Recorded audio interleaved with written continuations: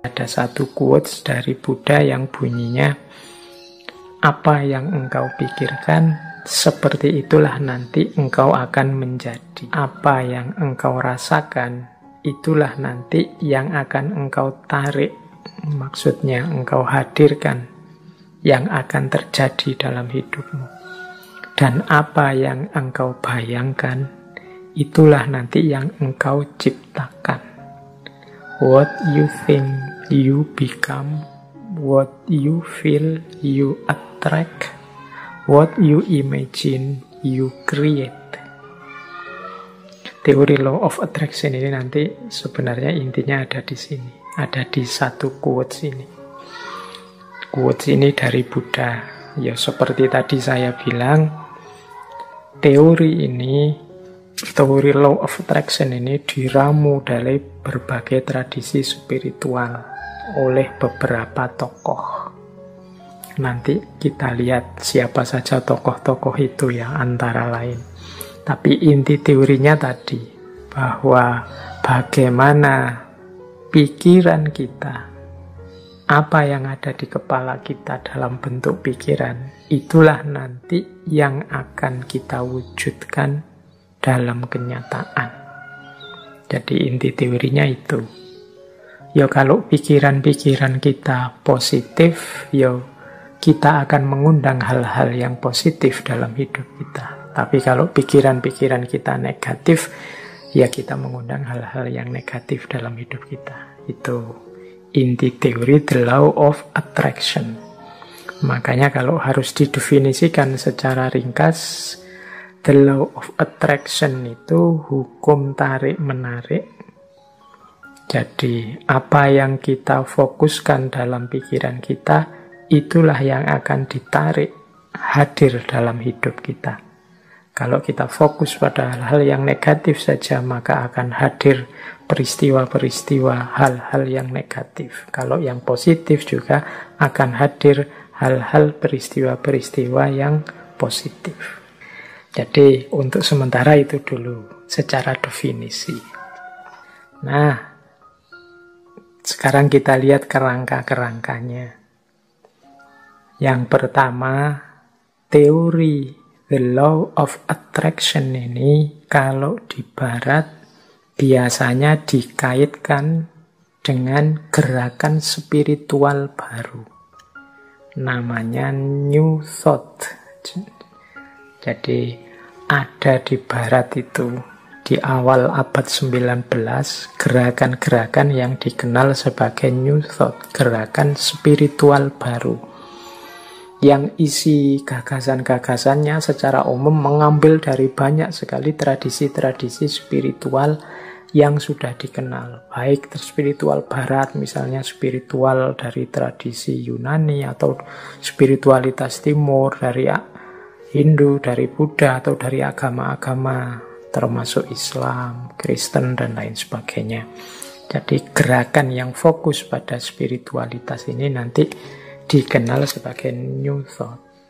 Ya meskipun tidak diambil sepenuhnya sebagai agama atau sebagai aliran tertentu, tapi biasanya dipilih dari agama-agama dan aliran-aliran spiritual itu bagian-bagian spiritualnya.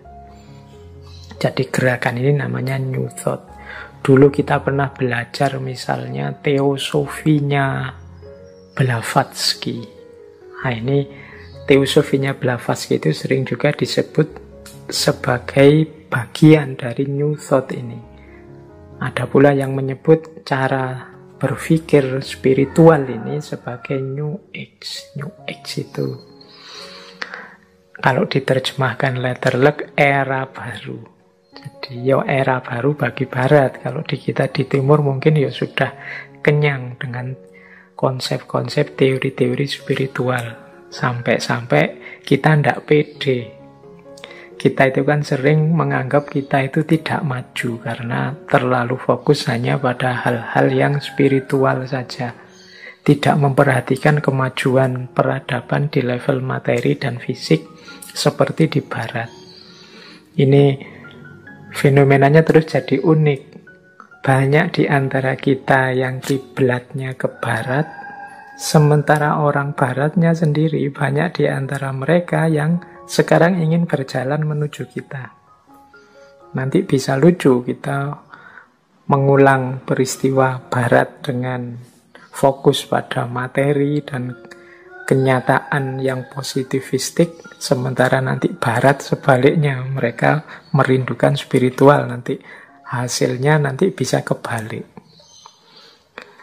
Ya, saya contohkan mudah ya, beberapa kali saya lihat misalnya dalam pertunjukan wayang, gamelan, mungkin musik itu kan banyak beberapa person dari barat yang belajar dalang, belajar gamelan, belajar musik kita, cara hidup kita, dan macam-macam.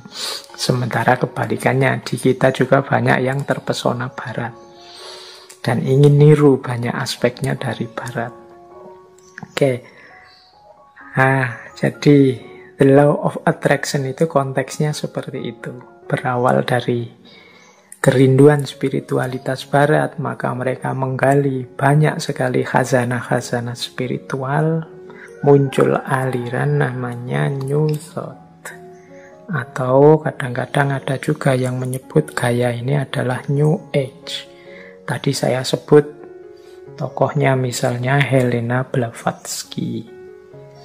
Atau nama lain yang sering disebut juga sebagai pelopornya New Thought ini Phineas Kimby atau Prentice Mulford, atau kalau khusus untuk The Law of Attraction ini mungkin teman-teman pernah mendengar misalnya nama Napoleon Hill, atau yang bukunya populer sekali di Indonesia judulnya The Secret, Rhonda Byrne.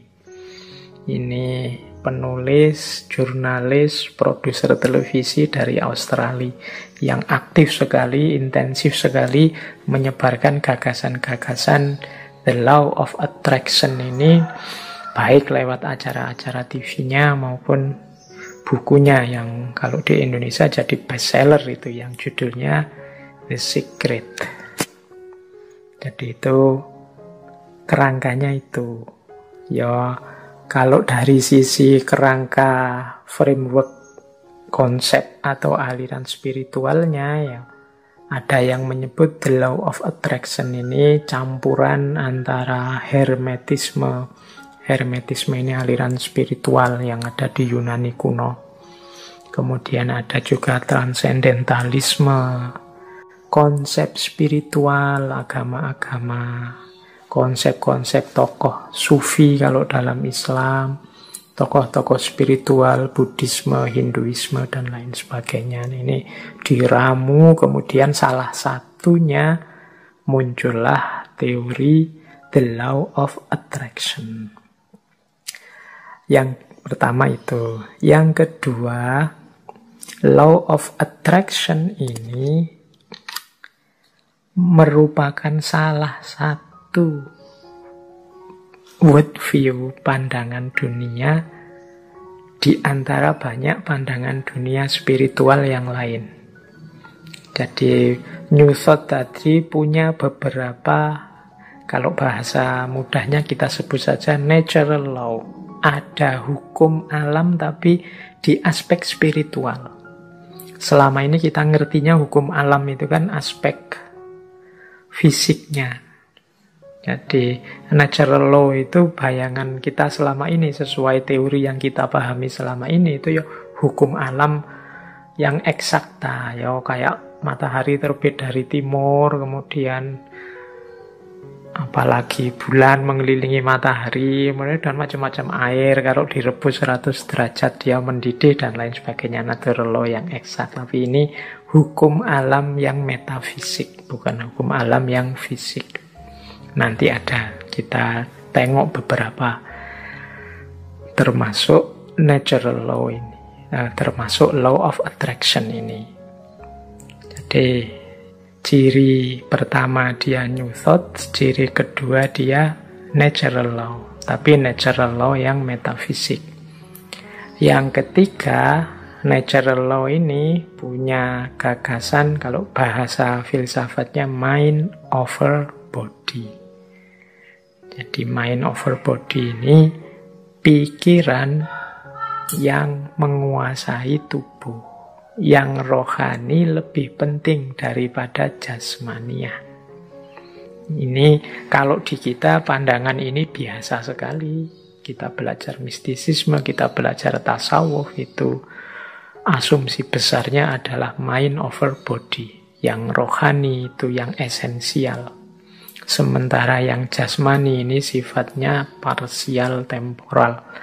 Nah, kalau di barat tapi ini wacana yang luar biasa, karena barat modern itu kan sering melihat dunia ini di aspek materinya saja. Makanya teori-teori sains itu sering disebut positivistik. Positivistik itu hanya percaya pada yang ada faktanya dan yang masuk akal saja. Kalau tidak ada faktanya, tidak percaya. Kalau tidak masuk akal, tidak percaya. Nah, ini pandangan kebalikan dari mind over body. Dia butuh fakta dulu, butuh kenyataan dulu, baru percaya. Ya kalau teman-teman sering posting di medsos, terus teman mau menyampaikan sesuatu, terus kalian balasnya, kalau tidak ada fotonya atau tidak ada videonya, tidak percaya. Tidak ada fotonya berarti hoax. Nah, butuh fakta dulu, butuh bukti nyata dulu, baru percaya. Ini sebenarnya tradisi modern yang dikenal sebagai positivistik. Misalnya tentang yang gaib-gaib, kita tidak percaya dulu sama yang gaib-gaib sebelum ada faktanya. Oh, itu kalau kita orang yang beragama agak kesulitan menggunakan logika ini, karena keimanan kita itu isinya ya sebagian besar hal-hal yang metafisik, yang tidak bisa diakses langsung oleh panca indera. Jadi kalau kita punya pandangan body over mind, wah susah kita. Jangan-jangan ini yang membuat kadang-kadang hari ini kan kita banyak ini membawa kamera ke kuburan-kuburan, bahwa ingin membuktikan ada yang gaib bener, ada hantu bener apa enggak, ada jinnya bener apa enggak. Itu kan karena kita ingin membuktikan bahwa di situ secara fisik bisa difoto atau bisa digambar tentang manifestasi yang gaib-gaib itu. Ya namanya gaib ya susah sebenarnya dicari fakta fisiknya, wong dia karakternya metafisik. Tapi kan kita menuntut terus bukti fisik. Nah ini jangan-jangan memang paradigm kita, paradigma berpikir kita, paradigma yang body over mind.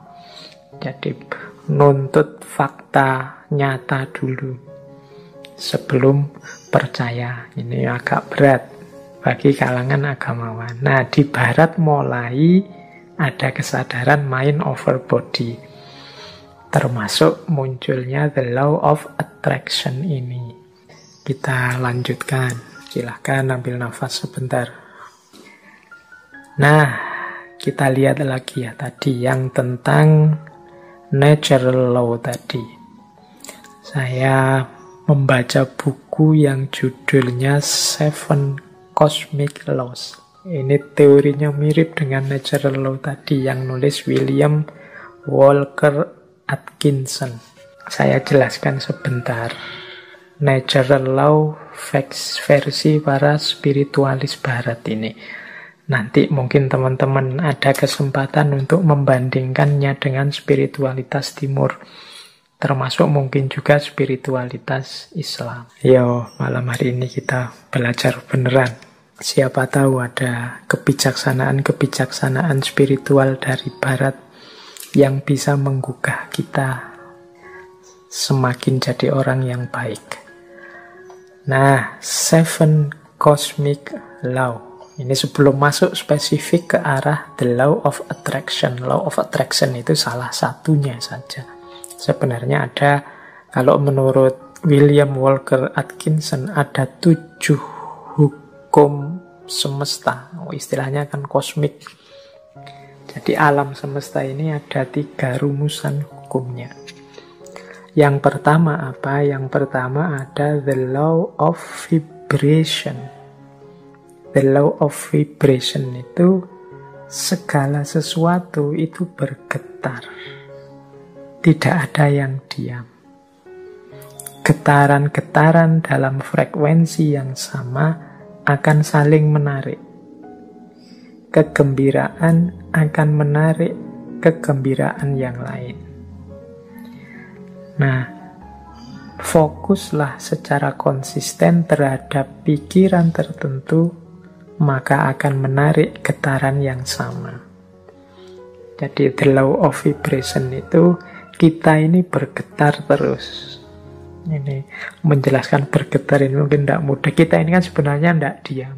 Coba teman-teman perhatikan pikiranmu, perasaanmu, intelijensimu, ini kan kerja terus.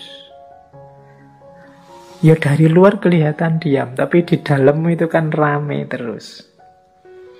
Nah, itu mungkin mudahnya ya, jenis getaran. Engkau sedang berada di frekuensi mana? Mungkin engkau sedang marah-marah, mungkin engkau sedang senang, mungkin engkau sedang gelisah, mungkin hari ini engkau sedang bingung karena vaksin, mungkin hari ini engkau sedang gelisah karena sekelilingmu sedang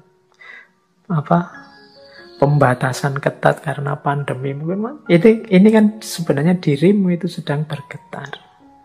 Nah, the law of vibration itu, vibrasi yang sama akan saling menarik atau akan menggetarkan energi atau menggetarkan vibrasi yang dekat dengan dirinya.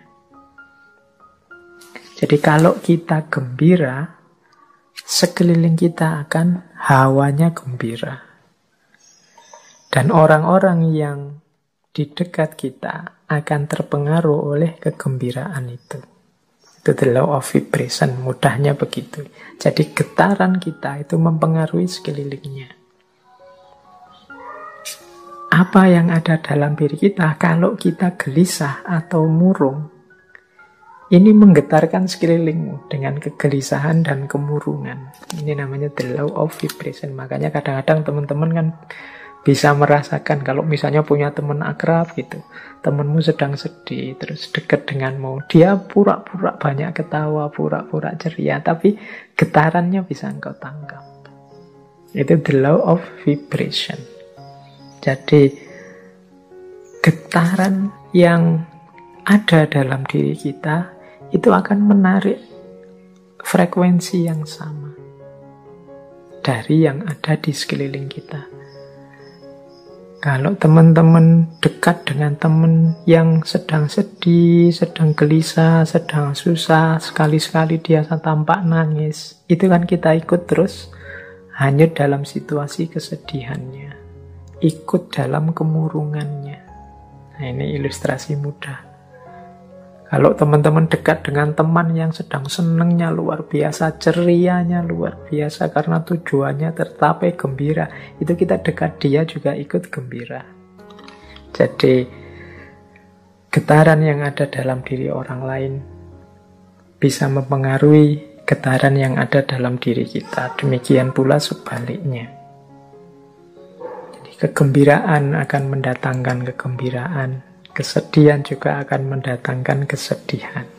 Ini the law of vibration namanya. Menyikapi the law of vibration itu seperti apa? Ya menurut William Walker Atkinson adalah fokuslah pada yang baik-baik, yang indah-indah, yang nyaman-nyaman di pikiranmu. Apa yang engkau inginkan, fokuskan ke situ pikiranmu terus. Jadi getaran kesuksesan, getaran cita-cita keberhasilan, getaran cita-cita kebahagiaan itu biar menyebar kemana-mana dan menarik itu ke dalam dirimu. Yaitu, ayo mikir yang positif-positif saja. Ayo menginginkan yang baik-baik saja. Ayo mengharapkan yang nyaman-nyaman saja, yang damai-damai saja. Loh, itu nanti itulah yang akan hadir karena tertarik oleh getaran keinginan kita, getaran yang ada dalam diri kita. Itu namanya the law of vibration. Itu hukum yang pertama. Jadi Carilah frekuensi yang bagus, getaran yang bagus dalam dirimu. Dan hidupkan itu biar mempengaruhi sekelilingmu.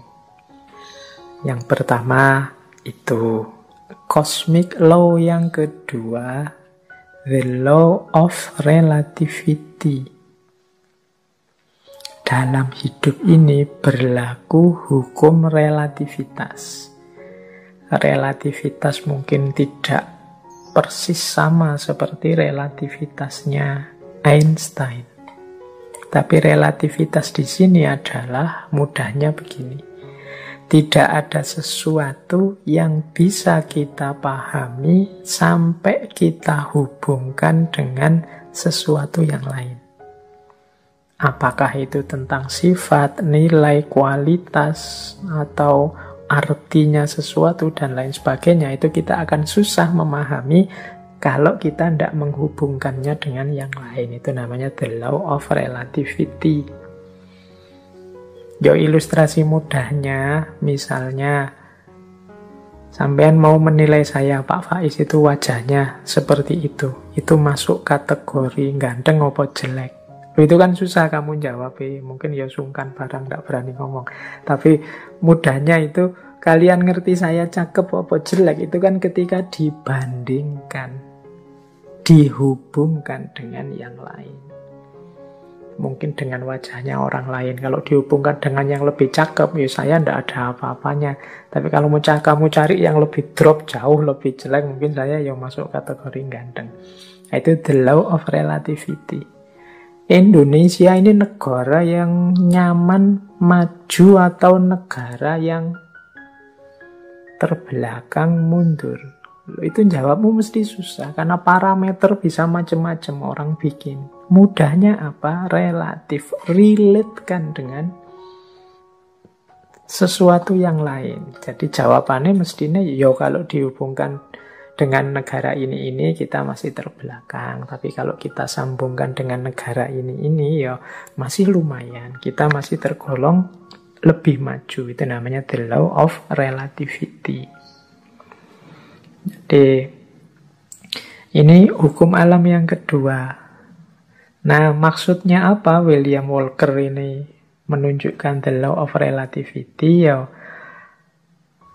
hendaknya kita ini selalu menghubungkan situasi yang kita alami dengan yang lebih buruk atau lebih kurang atau di bawah kita.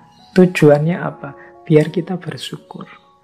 Semua kegelisahan, ya mungkin tidak 100% lah. Sebut saja 90% kegalauan, kegelisahan kita hari ini, itu muncul karena kita merelasikan diri dengan sesuatu yang lain, yang lebih tinggi, lebih bagus, lebih sukses, pokoknya lebih segalanya dari kita. Akhirnya kita tidak mampu untuk bersyukur. Mau bersyukur itu lebih berat karena kita melihat hidup kita ini serba kurang.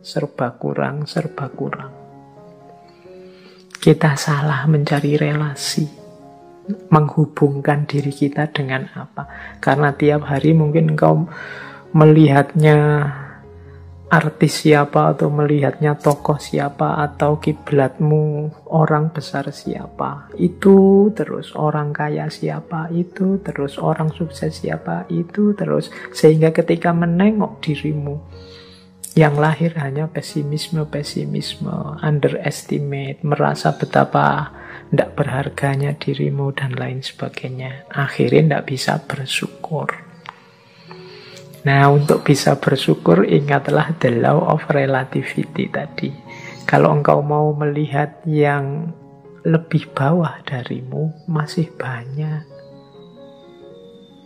Ada mahasiswa yang sumpek sekali karena semester akhir belum punya pacar misalnya. Dia lupa bahwa dia jadi mahasiswa itu aja sudah kelebihan yang luar biasa. Benchmarknya mungkin temennya. Benchmark itu tempat dia mengukur, tempat dia merelasikan diri, itu temennya yang sudah punya pacar. Tapi dia lupa, dalam dirinya ada banyak kelimpahan, ada banyak kelebihan. Dia sibuk hanya satu kekurangan ini. Ini biasanya karena salah merelasikan diri. Akhirnya susah bersyukur. Nah, itu hukum alam yang kedua. Law of relativity. Ayo, untuk banyak hal, ya tidak untuk semua hal ya. Untuk beberapa hal, law of relativity ini kita pakai ya untuk yang baik-baik, sholat, ibadah, untuk tekun belajar. Nah, kita ambil yang level tinggi biar kita semangat untuk meniru yang baik-baik. Tapi untuk hal-hal tertentu kita ambil standar yang lebih di bawah kita sehingga kita tidak lupa untuk bersyukur. Nah, yang ketiga, the law of cause and effect. Hukum sebab akibat. Kalau ini saya tidak perlu menjelaskan ya. Kalau dalam Islam ya ada famay ya'mal misqala dzarratin khairan yarah wa may ya'mal misqala dzarratin syarran yarah. Ada aksi, ada reaksi. Ada sebab, ada akibat. Maka menghadapi hukum yang semacam ini, marilah kita ciptakan dalam hidup ini sebab yang baik-baik saja. Sebab-sebab yang produktif, yang sukses, yang unggulan, sehingga kita mendapatkan akibat juga yang sukses, yang unggulan. Jadi karena ada sebab, ada akibat. Kalau ingin akibat yang bagus, ya ciptakanlah sebab yang bagus. Ini hukum alam juga. Tidak mungkin dari kemalasan lahir keberhasilan misalnya. Makanya jangan malas. Tidak mungkin dari kejahatan, keburukan lahir kebaikan. Tidak mungkin dari proses yang merusak lahir perbaikan. Nah, ini cause and effect. Ini hukum alam yang ketiga. Ada sebab, ada akibat. Apapun yang kita panen hari ini, itu adalah benih yang kita tanam sebelumnya. Yang keempat, the law of polarity. Law of polarity ini, segala sesuatu dalam hidup ini ada pasangannya. Ada panas, ada dingin, ada terang, ada gelap. Ada atas bawah, ada baik buruk, ini pasangan. Pasangan ini sifatnya saling mengadakan. Saling mengadakan, ya kalau tidak ada buruk, yang baik juga tidak akan ada. Adanya yang baik karena ada yang buruk. Ini namanya saling mengadakan. Kalau semua orang sama, semua baik, semua, ya dia tidak disebut baik, ya standar saja. Dia disebut baik karena ada yang buruk. Disebut terang karena ada situasi gelap. Disebut atas karena ada bawahnya. Bawah saja tidak ada atas, tidak mungkin. Atas saja tidak ada bawahnya, tidak mungkin. Jadi dia saling mengadakan, saling mendukung keberadaan masing-masing. Oke, jadi situasi the law of polarity ini membuat kita nanti tidak mudah melihat satu sisi saja dari sesuatu, tapi harusnya kita melihat secara lebih lengkap. Jadi ada orang baik loh, terus kita puji, kita senangi total 100%. Dia dengan segala kebaikannya. Tiba-tiba dia melakukan sedikit atau satu keburukan. Runtuhlah kepercayaan kita yang darinya sangat cinta jadi sangat benci. Kita lupa bahwa namanya masih manusia, masih duniawi, itu pasti berpasangan. Ada baiknya, ada buruknya. Ya mungkin kadar dan ukurannya berbeda-beda, tapi pasti ada pasangan-pasangan ini. Kita sering tidak siap menerima situasi yang kebalikan dari kenikmatan, kenyamanan yang kita rasakan hari ini. Padahal itu ya berpasangan. Ada enak, ada ndak enak. Di balik kenikmatan, di sisi sana ada ketidaknikmatan. Itu selalu ada. Minggu depan insya Allah kita perdalam the law of polarity ini di falsafah hidup yin yang. Tapi the law of polarity ini juga salah satu dari 7 cosmic law. Salah satu hukum semesta. Baik, nanti kita lanjutkan kalau yang keempat ini ya. Yang kelima, the law of rhythm. The law of rhythm ini, hidup ini mengalami siklusnya masing-masing. Hidup ini ada perputarannya. Siang, malam, kelahiran, kematian, kemunculan, kepergian, dan lain sebagainya. Namanya rhythm, iramanya hidup.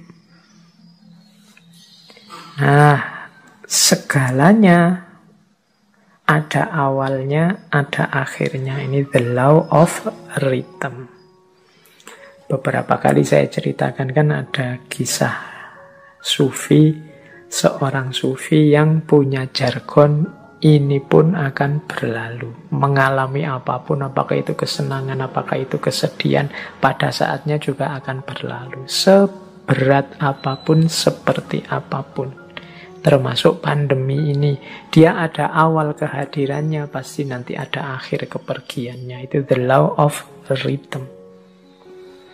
Jadi kalau kita mengalami situasi apapun, sadarlah bahwa situasi ini akan berakhir.